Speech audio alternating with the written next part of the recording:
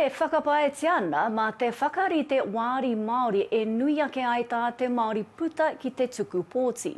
Ki roto i te tai tokerau, tata ki te whā te kau mano kai te rārangi pōti Māori.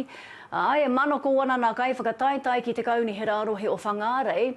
I te aranga mai o nā kaupapa e whaipanga nui nei ki te Māori e puta ai nā iwi ki te tuku pōti. I nā te kai kā o ngā kai tono i ngā wāri Māori o te kaunihera arohe o Whangārei. And so it's going to be important for us as being able to sit at that council table, because it's been a long time since we had Māori sit at that table. We've got big decisions coming up. We've got reform coming up. We've got 3 waters. We've got local government reform. He hui tēnei nā te poari o ngā tiwa i whakatū, e ki te ātina nā tua i te hunga pōti i ngā kai tono, ke rongo hoki a rātau kōrero.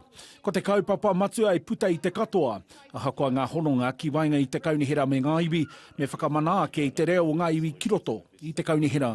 They say they're having a consultation, but even if we input, it's not going to change their decision. So just making sure that we're co-designing together, co-deciding and co-governing. Te Kārearea has hapu representatives who sit and consider. Let's strengthen the decisions that are made at the Te Kārearea table. How do we, who have a mandated voice inside the council, actually get that kōrero back to our whānau, to our hapu, to our iwi? And that has been quite a big problem. Ko atu i te toru te kau mā waru mano ngā tāngata kua rehita ki te rārangi pōti Māori ki roto i te tai tokerau.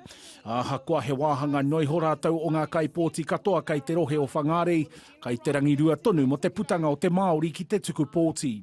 And there's a lot of people here tonight that haven't voted before, but because they see their whanaunga standing, they want to get out and vote. Nei te au, te pō, te wini, te wana. E ai kia Phoenix Ruka, ko te kawe i ngā kōrero a te hunga rangatahi, tētahi o ana whāinga matua.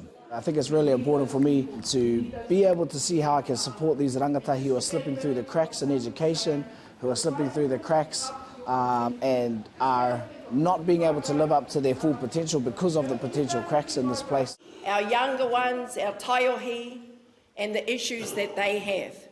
That's where I think we will find and listen to the voice of the people.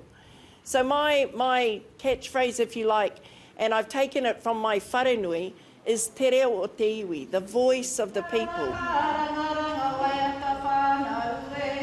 Tumama o Harawira, te Ao Mārama.